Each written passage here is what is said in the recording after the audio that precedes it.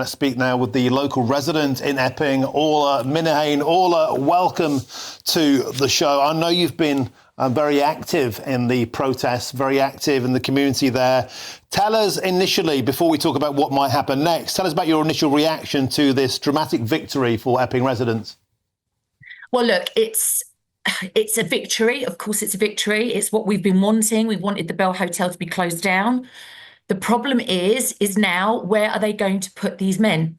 So my concern is, in 2 weeks' time, the council have to find somewhere else to put these guys. Are they going to go into HMOs in the community? Are they going to be housed next door to the very residents that have stood outside the hotel week after week saying, we do not want these men here? And the problem is, and everybody can see this, Martin, there is no plan. The government don't have a plan. They've tried to step in at the last minute today with the High Court because they don't want to set a precedent for the rest of the country. Now that this has happened and the Bell has been ordered to close down, every city and every town across the UK is going to have residents outside trying to get the same thing to be agreed to close down the hotels in their towns. The problem is, where are they going to go? There is no room for them. If they put them in HMOs, the same residents are going to have an issue with the fact that undocumented, illegal immigrants are in the towns where they live, where their children go to school. And at the same time, in the last 6 days, 968 more migrants have come into this country illegally. The government clearly have no plan, they have no strategy, and it is just going to get worse and worse. So whilst, yes, this is great in one respect, because it's what we've wanted, I want to know, and the people of Epping are going to want to know, where these guys are going to go. And until we get that answered, I don't think anyone's going to really rest easy. Have you had a random call lately from a strange number, maybe trying to sell you something or even scam you? If so, your info could be out there.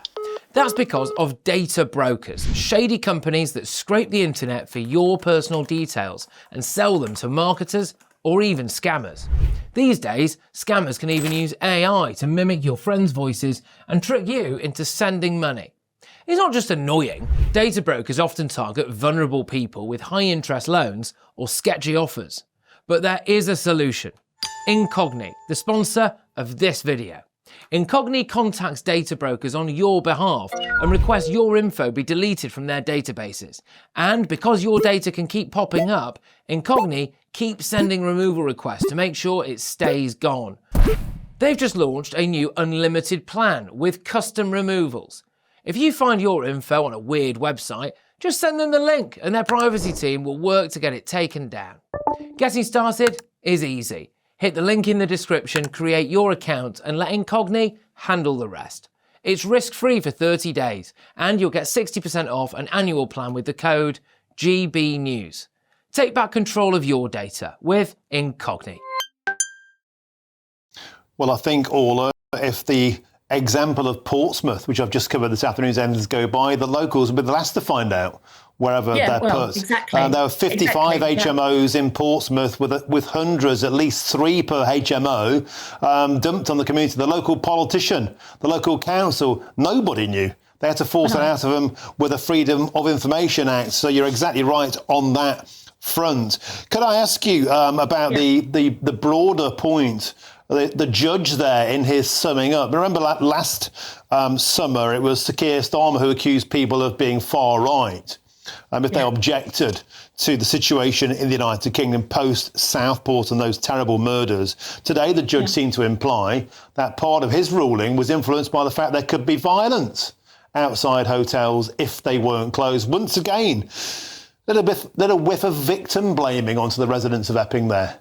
Do you know what? You can't win. You can't win either way. You're damned if you do and you're damned if you don't. So for us as residents, yes, there has been, and everybody refers to that first Thursday night in Epping where there was trouble. And yes, it was awful. And nobody wants trouble. Nobody wants there to be trouble in the towns. Nobody wants to see violence. Of course they don't. And since that evening, every protest twice a week has been peaceful. It's been harmonious. The people have come together in Epping, and we have just said over and over again, we cannot have these men in this hotel where week in, week out, there's incidents reported of abuse, of sexual assault, of stealing, of various different things, when the hotel is surrounded by 4 schools. Parents have been absolutely terrified that in 2 weeks their children are going back to school, and there has been no, up until this point, there has been no movement or any communication about whether or not the hotel was going to be closed or what the situation was going to be. So on the violence point and on the far right, the name calling, it's absolutely insane that good people in local residents outside these hotels up and down the country are being given such awful names: far right, Nazis, fascists, all these awful names. They're just people, Martin. People who want to feel safe in their communities, who want their children to be safe, who don't want these men loitering around at night. There is it's 9, 10 o'clock at night and they're all outside coming back from Tesco, drunk, buying drugs outside the hotels. It's just created this awful environment locally. And then for the parents and the concerned relatives and concerned brothers and sisters to be labelled with such derogatory terms is so unfair. Why are we being the ones? Sorry, carry on. Orla, I'd like to interject because we obviously have seen a lot of outside protesters, many feel shipped in, stand up to racism, the refugees welcome type socialist worker and the like. We saw scenes in Epping, which I think shocked the nation, about how they were walked in and escorted out. Those people won't go away anytime soon, will they? They may well look upon today's verdict at the High Court as a victory for racists, as a victory for fascists, all of the terms that they call you, which I can clearly tell, moves you, very, very much indeed. Yeah. Do you think we're not solving this problem by moving it around the country, are we? This won't go away. And I say to many, many people that come on the show, be careful what you wish for, because if a hotel is closed down, where on earth may these individuals be put next? Exactly. And to your point with Portsmouth, what concerns me is the cloak and dagger approach of the government, the fact that there is no transparency, the fact that we are demonised as locals and residents. And as I said earlier, the government has no plan. There is no strategy. Their borders are still open. So more and more people are coming in day after day. They're saying, we're going to close the hotels down. But where are these men going to go? And the point is, they are mainly men. So it's not families. It's not women and children. It is men who come from alien cultures. We have no idea about their background, and they're being plonked in the middle of communities, and we're expected just to get on with that and say, okay, that's fine, when week after week we're hearing more and more stories about sexual assaults, all sorts of things.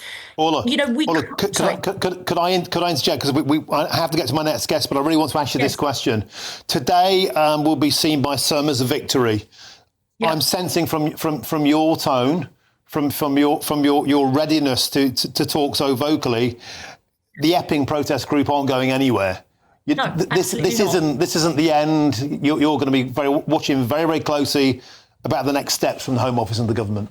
Absolutely. We want to know where these men are going in 14 days. If they're going to leave the hotel, are they going to be moved to somewhere else in Epping? Are they going to be moved to Canary Wharf? Are they going to be moved to Barbican, so they become someone else's problem in another village? The government has to realise that you cannot move this problem from pillar to post and expect the community and the UK to just suck it up. It's not going to happen. And unless it's dealt with, and unless there is a strategy moving forward, the people of the UK are going to get angrier and angrier. And that's not going to change anytime soon. Okay, Oral Minihane, thank you very much for joining us on GB News and reacting in real time to that huge dramatic court ruling there at the High Court. The Bell Hotel in Epping being closed in 14 days. Thank you very much, Orla. Absolute pleasure.